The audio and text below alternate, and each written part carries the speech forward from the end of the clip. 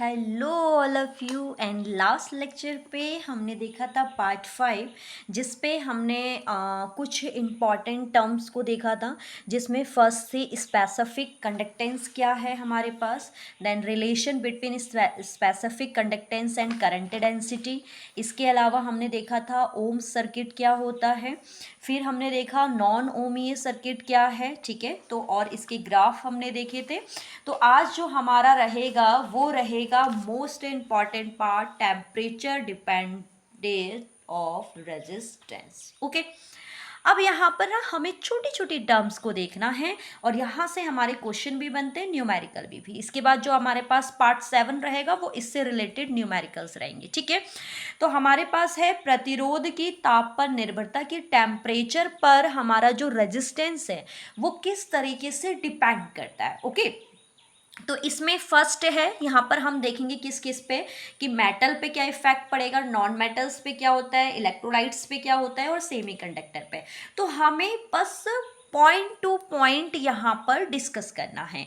Point two point क्या मतलब, आपके पास आपकी जो साइड बुक्स है या बुक है उसमें बहुत ज़्यादा थ्योरेटिकल पार्ट है, बट हमें उतना थ्योरेटिकल पार्ट नहीं देखना है। हमने क्या देखना है, हमने ये देखना है कि वो मतलब अगर मेटल है तो वो किस तरीके से डिपेंड कर रहा है, नॉन मेटल क्या है। तो अगर हमें ये पता चल जाए कि कौन डायरेक्टली है कौन इनडायरेक्टली है, ठीक है ना, directly proportional and inversely proportional, अगर इतना भी कॉन्सेप्ट हमें पता चल जाए तो हम फाइनली उसको निकाल सकते हैं कि वो किस तरीके से आपस में क्या कर रहा है, बिहेव कर रहा है। ओके, तो यहां पर बढ़ते हैं हम फर्स्ट पे, फॉर मेटल। मेटल के लिए क्या कंडीशन रहेगी ये हम देखेंगे। तो पहला कहा गया है मेटल में क्या है, when the temperature of a metallic wire is rise, यानी कि इंक्रीज किया जाता है तो इट्स इलेक्ट्रिक रेजिस्टेंस इंक्रीज। यानी कहा गया है हमसे कि अगर हम किसी भी मेटल की या धातु के टेम्परेचर को, धात्विक तार के टेम्परेचर को इंक्रीज कर दे तो उस कंडीशन पे हमारा जो इलेक्ट्रिक रेजिस्टेंस होगा, वैद्युत प्रतिरोध होगा, वो भी क्या हो जाएगा, इंक्रीज हो जाएगा, ठीक है। तो बस हमें यहाँ पर ये वाला साइन जो मैंने ये बॉक्स में फिल कर रखे हैं ना, यही इंपॉर्टेंट है क्योंकि यही बहुत सी चीज़ों को हमारा डिफाइन कर देते हैं, लैंग्वेज बना देते हैं। जैसे यहाँ पर हमने क्या कहा कि temperature is directly proportional to resistance. जब टेम्परेचर रेजिस्टेंस के डायरेक्टली प्रोपोर्शनल है, हमें यहाँ से पता चल गया, तो सारे के सारे कंफ्यूजन हमारे क्या हो गए, क्लियर हो गए। क्यों, क्योंकि अब यहाँ पर हम थ्योरी इजिली बना सकते हैं कि temperature directly proportional, it means temperature को इंक्रीज करेंगे तो रेजिस्टेंस इंक्रीज होगा, किसका, मेटेलिक वायर का। और अगर टेम्परेचर को डिक्रीज करेंगे तो ये भी क्या होगा, हमारे पास डिक्रीज होगा। क्लियर हो गया इतना। इसके बाद कभी कभी क्वेश्चन हमारे पास स्क्वायर रूट वैल्यू से पूछ लेता है, ठीक है, रूट मीन स्क्वायर वैल्यू, जिसे हम शॉर्टली बोलते हैं VRMS। तो अगर मैं VRMS की बात करूं किसी भी मेटलिक वायर की, तो याद रखिएगा किसी भी मेटलिक वायर का जो VRMS होता है, यानी कि रूट मीन स्क्वायर स्पीड जो होती है वो ऑलवेज डायरेक्टली प्रोपोर्शनल होती है टेम्परेचर के स्क्वायर रूट के।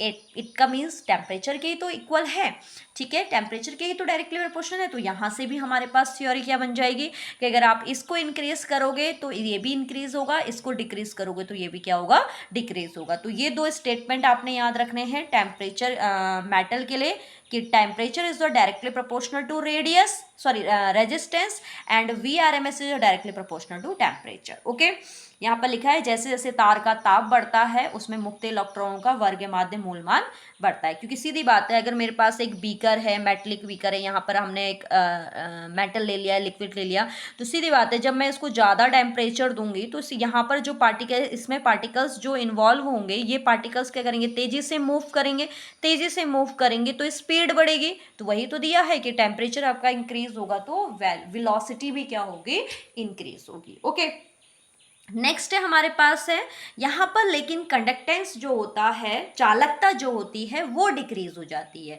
ठीक है। तो यहाँ पर है क्या, with rise in temperature the electric conductance of the wire decrease, it means temperature is जो inversely proportional to electric conductance. यानी कि टेम्परेचर जो होता है वो इनवर्सली प्रोपोर्शनल होता है किसके, इलेक्ट्रिक कंडक्टेंस के, वैद्युत चालकता के। यानी कि ताप को अगर आप बढ़ाओगे तो वैद्युत चालकता कम होगी और ताप को कम करने पर वैद्युत चालकता बढ़ जाएगी। तो आपने मेटल के लिए ये 3 फॉर्मूले याद रखने हैं। Temperature is directly proportional to resistance, VRMS is directly proportional to square root T, and temperature is inversely proportional to 1 electric conductance यानी कि वैद्युत चालकता। ठीक है, अब ये वाला पॉइंट आपका इंपॉर्टेंट है, यहाँ से आपके न्यूमेरिकल बनता है कि if the resistance of the wire eight 0 degree, जब वायर के लिए हमने टेम्परेचर दिया था 0 डिग्री सेंटीग्रेड, तो उस कंडीशन में उसका रेजिस्टेंस क्या था, R0। फिर जैसे ही हमने उसको T टेम्परेचर इंक्रीज किया तो उसका रेजिस्टेंस कहाँ पहुँच गया, RT। तो यहाँ से हमारे पास एक फॉर्मूला आपके पास ड्राइव होके आता है, यदि 0 डिग्री सेंटीग्रेड पर ताप का प्रतिरोध R0 और T पर RT हो, तो ये फॉर्मूला आपने अपने माइंड पे लर्न रखना है, ये और ये दोनों। अभी मैं इसके बाद वाले लेक्चर में आपको इसी से रिलेटेड न्यूमेरिकल कराने वाली हूँ, क्योंकि ये आपके पास अभी 3 ईयर से कंटिन्यूसली इससे रिलेटेड क्वेश्चन आ रहा है, तो हम यहाँ पर इसको स्किप नहीं कर सकते, इसको हमें पढ़ना पड़ेगा। ठीक है, तो हमारे पास क्या है, अगर ऐसा कुछ हो तो RT इक्वल होगा R0 1 plus alpha T। RT क्या हो गया, किस समय रेजिस्टेंस है, जब उसका टेम्परेचर वायर का T डिग्री सेल्सियस है। R0 कब है रेजिस्टेंस वायर का, जब इसका टेम्परेचर 0 डिग्री सेंटीग्रेड है। और अल्फा क्या होता है, यहाँ पर ये चीज़ याद रखने की है कि अल्फा को हम कहते हैं temperature coefficient of resistance. Resistance का टेम्परेचर कॉफिशिएंट कहलाता है अल्फा। तो अगर मुझे यही इसी फॉर्मूले से मैं अल्फा को भी निकाल सकती हूँ, तो अल्फा की वैल्यू हमारे पास क्या हो जाएगी, अल्फा इक्वल्स टू में आ जाएगा हमारे पास RT minus R0 into T, क्योंकि ये भी आप बेसिकली इसी से सॉल्व करके निकाल सकते हो, इसमें अलग से कुछ नहीं करना है आपको। ठीक है, क्योंकि हमने क्या पढ़ा, देखिए आपने पढ़ा कि जो RT है वो R0 1 प्लस अल्फा T है। ठीक है, अगर मैं इसको सॉल्व करने की कोशिश करूं तो ये क्या हो जाएगा, देखेंगे ध्यान से, RT, इसको अंदर आप मल्टीप्लाई करेंगे तो ये हो गया R0 plus R0 alpha T।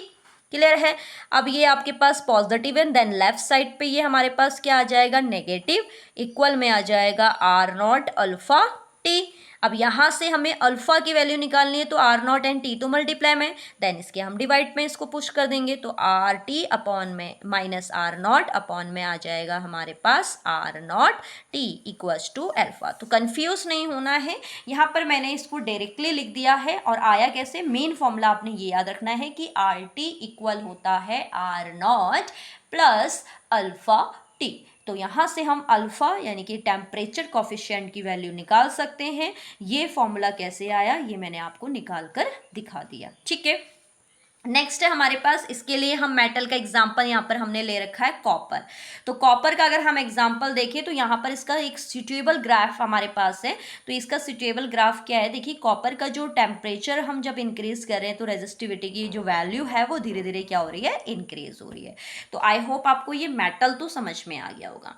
इसके बाद हम देखते हैं फॉर एलॉयज में किस तरीके से ये डिपेंड करता है रेजिस्टेंस और टेम्परेचर, इन पे क्या रिलेशन होता है। तो यहाँ पर भी हमने कुछ आपका यहाँ पर देखना है जो एलॉयज होते हैं। ठीक है, यहाँ पर भी हमने याद रखना है जो एलॉयज होते हैं इनका जो टेम्परेचर होता है वो डायरेक्टली प्रोपोर्शनल होता है रेजिस्टेंस के, ये भी डायरेक्टली प्रोपोर्शनल होता है रेजिस्टेंस के। बट यहाँ पर हमें एक चीज़ ये याद रखनी है कि जो यहाँ पर इंक्रीमेंट होगा वो मेटल की कंपैरिजन में कम होगा। क्लियर है, मतलब जो मिश्र धातुओं में जो